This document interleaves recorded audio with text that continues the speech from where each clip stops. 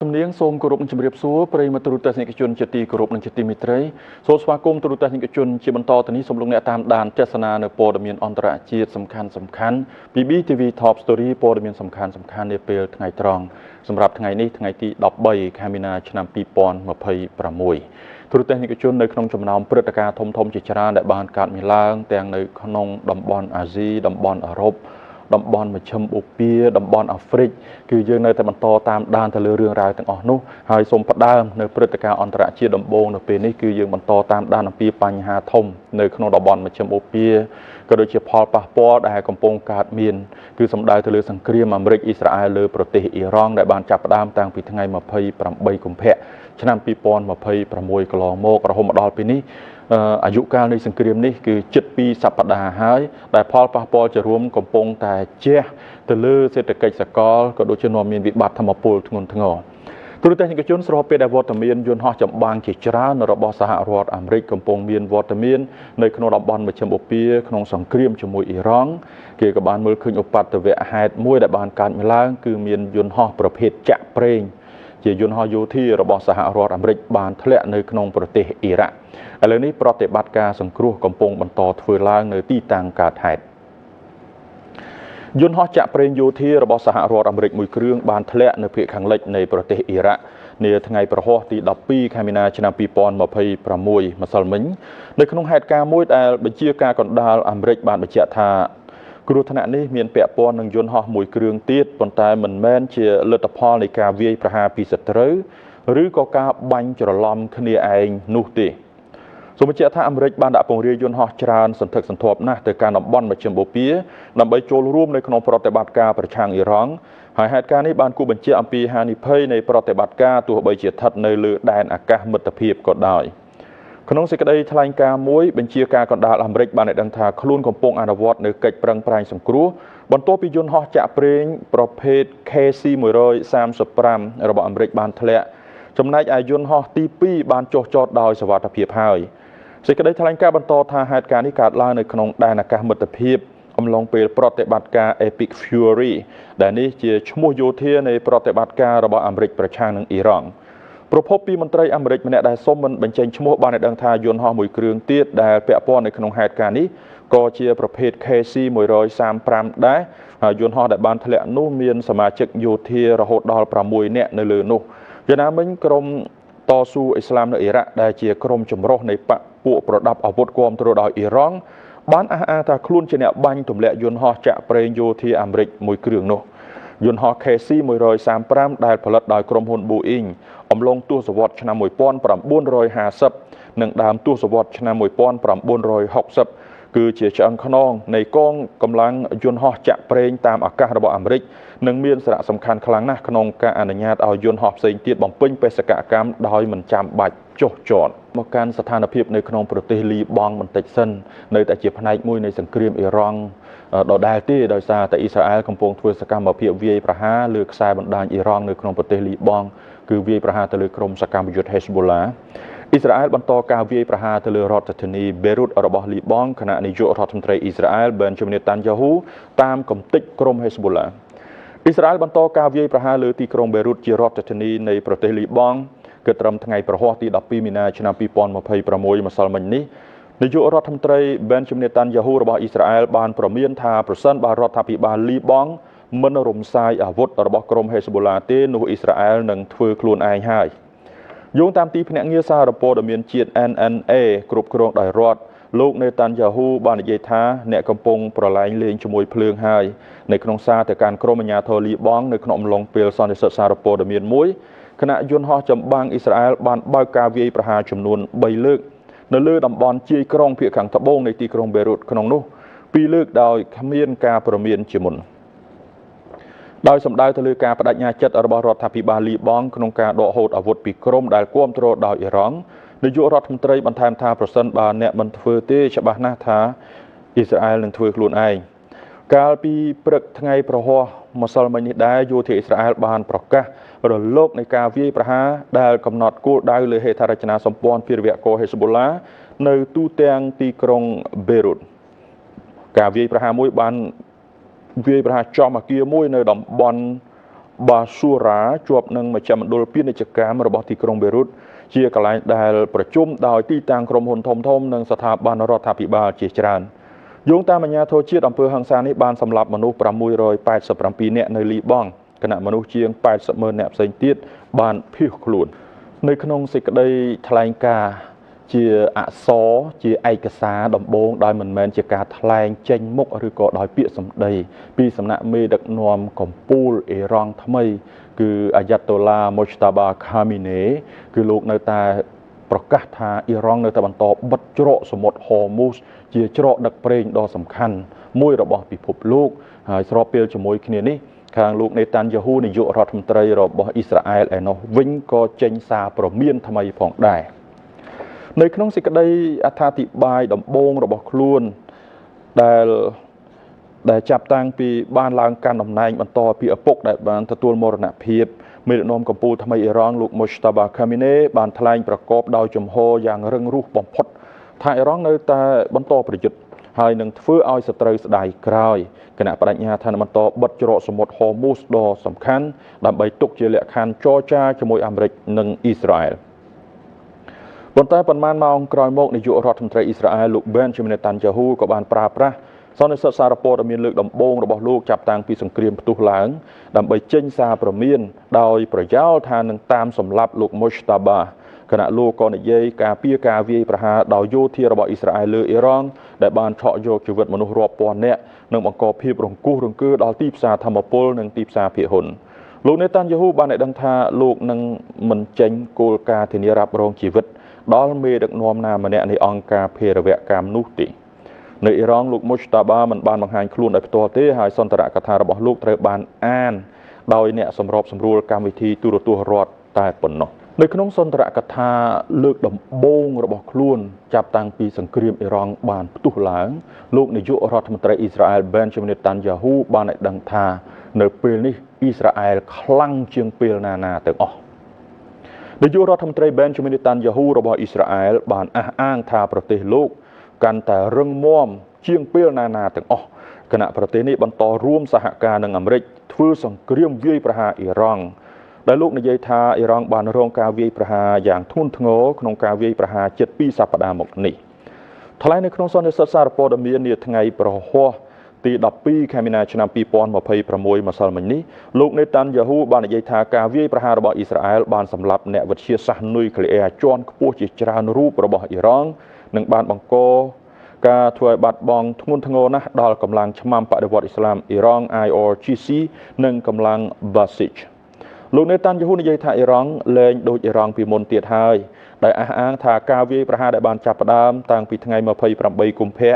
បានរារាំងអ៊ីរ៉ង់ពីការឈានទៅមុខនៅគម្រោងនុយក្លេអ៊ែរនិងមីស៊ីលបាល់ីស្ទិករបស់ខ្លួននៅក្រោមដីនៅពេលត្រូវបានសួរអំពីមេដឹកនាំកម្ពុជាដែលទើបជ្រើសតាំងថ្មីរបស់អ៊ីរ៉ង់គឺអាយ៉ាតូឡាមូស្តាបាខាមីនេនិងមេដឹកនាំក្រុមហេស្បូឡាណាអ៊ីមកាសែមលោកនេតាន់យ៉ាហ៊ូបាននិយាយថាលោកនឹងមិនទាន់ឈានដល់ការយកជីវិតនរណាម្នាក់នៅឡើយទេលោកបាននិយាយថាលោកខាមីនេគឺជាតុក្កតារបស់ឆ្មាំបដិវត្តន៍ដែលមិនអាចបង្ហាញខ្លួនជាសាធារណៈបានបន្ទាប់ពីមេដឹកនាំកម្ពុជារូបនេះបានចេញនូវសេចក្តីថ្លែងការណ៍មួយដែលត្រូវបានផ្សាយលើទូរទស្សន៍រដ្ឋរបស់អ៊ីរ៉ង់សហរដ្ឋអាមេរិកនិងសម្ព័ន្ធមិត្តរបស់ខ្លួនបានប៉ះទង្គិចពាក្យសម្ដីជាមួយរុស្ស៊ីនិងចិននៅក្នុងកិច្ចប្រជុំរបស់អង្គការសហប្រជាជាតិរឿងកម្មវិធីនុយក្លេអ៊ែរអ៊ីរ៉ង់សហរដ្ឋអាមេរិកនិងសម្ព័ន្ធមិត្តលោកខាងលិចបានប៉ះទង្គិចពាក្យសម្ដីគ្នាយ៉ាងតានតឹងជាមួយរុស្ស៊ីនិងជាមួយចិននាថ្ងៃប្រហ័សទី12មីនាឆ្នាំ2026ម្សិលមិញនេះពាក់ព័ន្ធនឹងបំណងនុយក្លេអ៊ែររបស់ទីក្រុងតេហេរ៉ង់គណៈអាមេរិកបានព្យាយាមស្វែងរកហេតុផលបន្ថែមទៀតប្រាប់ទៅកាន់អង្គការសហប្រជាជាតិដើម្បីបង្ហាញពីភាពត្រឹមត្រូវនៃសង្គ្រាមដែលខ្លួនបានចាប់ផ្ដើមលើអ៊ីរ៉ង់កាលពីជិត2សប្តាហ៍មុននៅក្នុងកិច្ចប្រជុំនៃក្រុមប្រឹក្សាសន្តិសុខអង្គការសហប្រជាជាតិដែលមានសមាជិក15ប្រទេសដោយក្នុងនោះមានសហរដ្ឋអាមេរិកគឺជាប្រធាននៅក្នុងខែមីនានេះរុស្ស៊ីនិងចិនបានព្យាយាមប៉ុន្តែមិនបានសម្រេចក្នុងការរារាំងកិច្ចពិភាក្សាអំពីគណៈកម្មាធិការមួយដែលបង្កើតឡើងដើម្បីត្រួតពិនិត្យនិងអនុវត្តទណ្ឌកម្មរបស់អង្គការសហប្រជាជាតិលើអ៊ីរ៉ង់សំណើរបស់ចិននិងរុស្ស៊ីនោះត្រូវបានច្រានចោលដោយលទ្ធផលបោះឆ្នោត11ទល់នឹង2សម្លេងគណៈ2សម្លេងទៀតអនុប្រវេត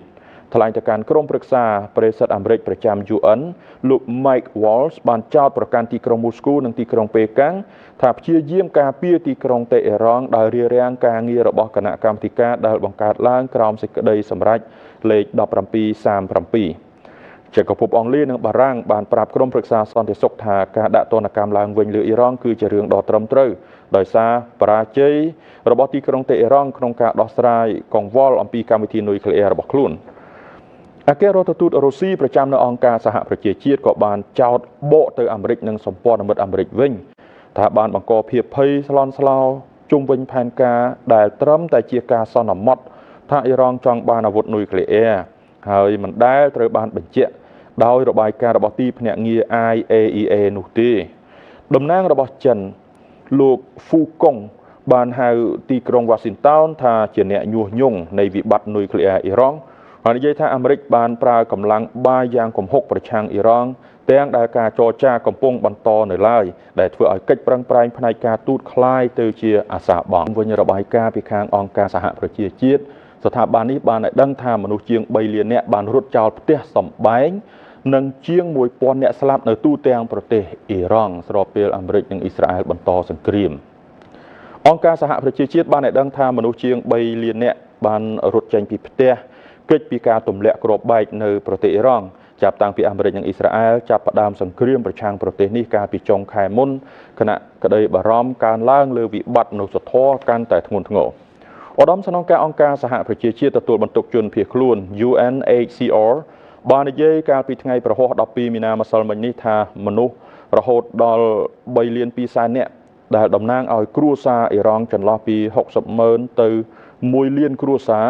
បានផ្លាស់ទីលំនៅដោយបង្ខំចាប់តាំងពីសង្គ្រាមបានកើតឡើងនៅថ្ងៃ28កុម្ភៈឆ្នាំ2026មន្ត្រី UNHCR លោកអាយ៉ាគីអ៊ីតូបានថ្លែងនៅក្នុងសេចក្តីថ្លែងការណ៍មួយថាពួកគេភាគច្រើនត្រូវបានគេរាយការណ៍ថាកំពុងរត់ចេញពីទីក្រុងតេអេរ៉ង់និងតំបន់ទីក្រុងសំខាន់ៗផ្សេងទៀតឆ្ពោះទៅភាគខាងជើងនៃប្រទេសនិងតំបន់ជនបទដើម្បីស្វែងរកសុវត្ថិភាពតួលេខនេះទំនងជានឹងបន្តកើនឡើងគណៈការប្រយុទ្ធគ្នានៅតែបន្តដែលជាសញ្ញានៃការកើនឡើងគួរឲ្យបារម្ភនៃតម្រូវការមនុស្សធម៌អង្គការសហប្រជាជាតិក៏បានឲ្យដឹងផងដែរថាចំនួននៅក្នុងប្រទេសអ៊ីរ៉ង់បានធ្វើឲ្យមនុស្សជាង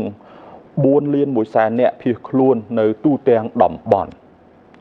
អង្គការសហប្រជាជាតិបានឲ្យដឹងនៅថ្ងៃប្រហោះទី12មីនាឆ្នាំ2026ម្សិលមិញនេះថាចំនួនបង្កឡើងដោយការវាយប្រហារពីអាមេរិកនិងអ៊ីស្រាអែលលើអ៊ីរ៉ង់បន្ទាប់មកដោយការវាយប្រហាររបស់អ៊ីរ៉ង់លើប្រទេសជាច្រើនបានធ្វើឲ្យមនុស្សរាប់លាននាក់ភៀសខ្លួនចេញនៅទូទាំងតំបន់និងធ្វើឲ្យស្ថានភាពមនុស្សធម៌ដែលអាក្រក់រួចទៅហើយនោះកាន់តែធ្ងន់ធ្ងរថែមទៀតអ្នកនាំពាក្យរបស់អង្គការសហប្រជាជាតិលោក Stefan Dujarric ដោយដកស្រង់សម្ដីភ្នាក់ងារអង្គការសហប្រជាជាតិនិងអាជ្ញាធរជាតិបាននិយាយថាមនុស្សជាង4លាន1សែននាក់ត្រូវបានជម្លៀសខ្លួននៅក្នុងប្រទេសអាហ្វហ្គានីស្ថានអ៊ីរ៉ង់លីបង់និងប៉ាគីស្ថានចាប់តាំងពីការកើនឡើងនៅចំនួនតែបានចាប់ផ្ដើមគណៈមនុស្សប្រហែល117,000នាក់បានភៀសខ្លួនឆ្លងកាត់ព្រំដែននៅក្នុងប្រទេសអ៊ីរ៉ង់តែមួយទីភ្នាក់ងារជនភៀសខ្លួនអង្គការសហប្រជាជាតិបានប៉ាន់ប្រមាណថាគ្រួសារចន្លោះពី60,000ទៅ1លានគ្រួសារឬប្រហែល3លាន2សែននាក់បានភៀសខ្លួនចេញជាបណ្ដោះអាសន្នដោយគ្រួសារជាច្រើនបានភៀសខ្លួនចេញពីទីក្រុងតេអេរ៉ង់និងទីក្រុងធំៗផ្សេងទៀតទៅកាន់តំបន់ភាគខាងជើងនិងទៅកាន់ទីជនបទលោកឌូជរិកនិយាយថាភាពវឹកវរនេះក៏បានធ្វើឲ្យប៉ះពាល់ដល់ជនភៀសខ្លួនអាហ្វហ្គានីស្ថានដែលរងគ្រោះនៅក្នុងប្រទេសអ៊ីរ៉ង់គណៈរដ្ឋាភិបាលលីបង់បានចុះបញ្ជីជនភៀសខ្លួនជាង816,000នាក់រួមទាំងកុមារប្រហែល285,000នាក់អង្គការសហប្រជាជាតិបានជំរុញឲ្យគ្រប់ភាគីទាំងអស់ការពារអាយុជីវិតជនស៊ីវិលរក្សាដំណើរការចូលនៅផ្នែកមនុស្សធម៌និងវិលត្រឡប់ទៅរកការចរចាវិញអ៊ីរ៉ង់បានលើកឡើងថាអ៊ីរ៉ង់នឹងធ្វើឲ្យសហរដ្ឋអាមេរិកសោកស្ដាយចំពោះសង្គ្រាមដែលអាមេរិកបានបង្កើតឡើងការគម្រាមបកទៅវិញនេះកើតឡើងស្របពេលដែលតម្លៃប្រេងនៅតែមិនមានស្ថិរភាពអ៊ីរ៉ង់បានសន្យានៅថ្ងៃប្រហោះទី12មីនាឆ្នាំ2026ម្សិលមិញនេះថានឹងធ្វើឲ្យសហរដ្ឋអាមេរិកស្ដាយចំពោះការវាយប្រហារលើអ៊ីរ៉ង់និងបាននិយាយថាខ្លួននឹងបន្តបិទច្រកសមុទ្រហូមូសដែលបានធ្វើតម្លៃប្រេងកើនឡើងទីភ្នាក់ងារធម្មពលអន្តរជាតិព្រមានថាសង្គ្រាមនៅមជ្ឈមបូព៌ាអាចនាំឲ្យមានការរំខានដល់ការផ្គត់ផ្គង់ធំបំផុត នៅក្នុងប្រវត្តិសាស្ត្រឧស្សាហកម្មប្រេងប៉ុន្តែប្រធានាធិបតីអាមេរិក Donald Trump បានសរសេរលើបណ្ដាញទំនាក់ទំនងសង្គមថាការកម្ចាត់ដែនដីដ៏អាក្រក់របស់អ៊ីរ៉ង់គឺ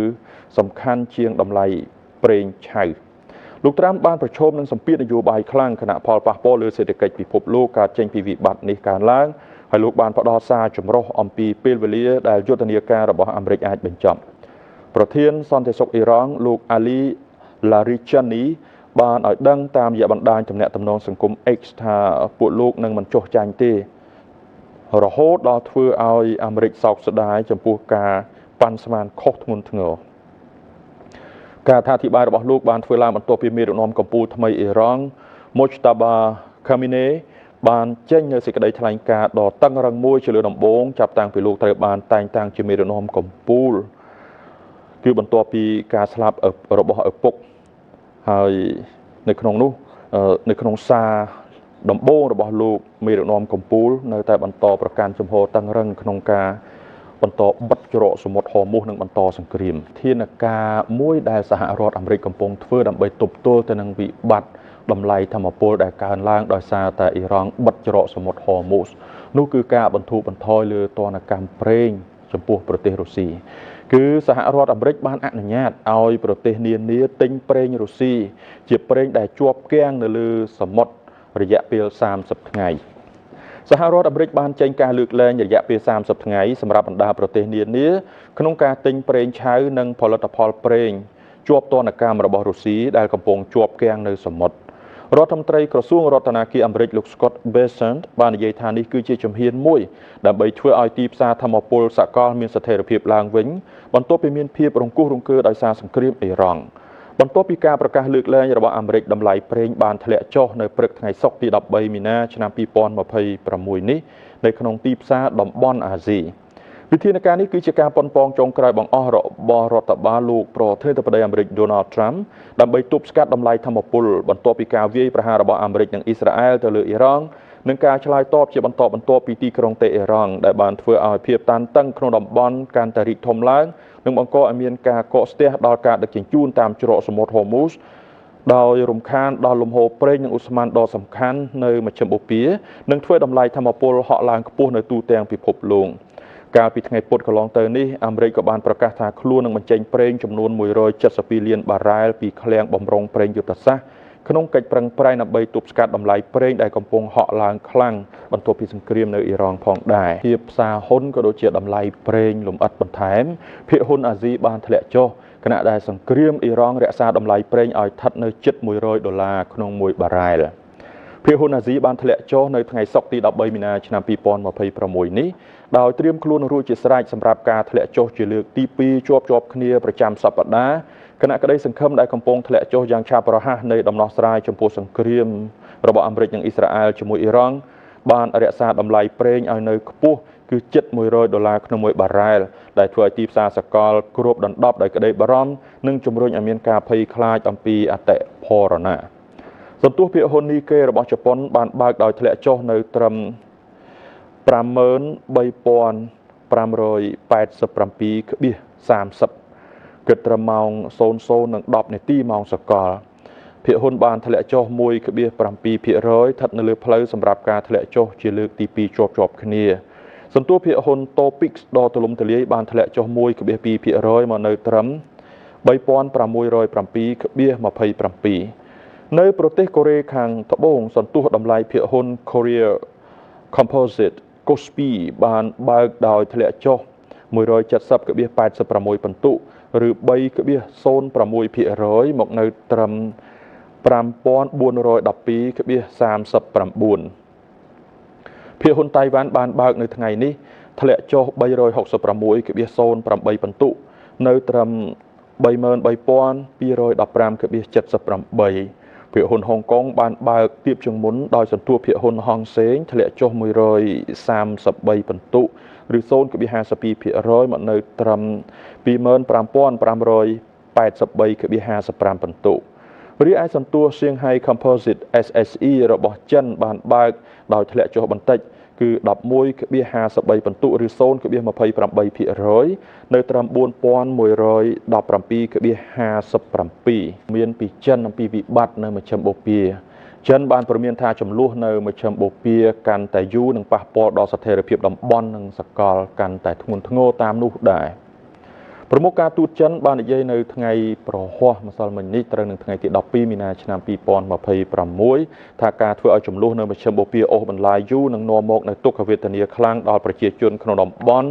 បង្កការខាតបង់សេដ្ឋកិច្ចធ្ងន់ធ្ងរនិងធ្វើឲ្យប៉ះពាល់ដល់ស្ថិរភាពក្នុងតំបន់និងសកលលោកថែមទៀតនិយោងតាមរបាយការណ៍ទូរទស្សន៍រដ្ឋ CCTV រដ្ឋមន្ត្រីការបរទេសចិនវ៉ាងយីបានអត្ថាធិប្បាយបែបនេះនៅក្នុងការសន្ទនាតាមទូរស័ព្ទជាមួយសមាភាគីអេស៊ីបរបស់លោកគឺលោក Badr Abdelati ហើយបានអំពាវនាវឲ្យមានបទឈប់បាញ់ជាបន្ទាន់នៅក្នុងតំបន់នេះលោកវ៉ាងត្រូវបានគេដកស្រង់សម្ដីដោយនិយាយថាគ្រប់ភាគីពាក់ព័ន្ធទាំងអស់គួរតែជំរុញឲ្យភាគីពាក់ព័ន្ធបញ្ឈប់នៅប្រតិបត្តិការយោធា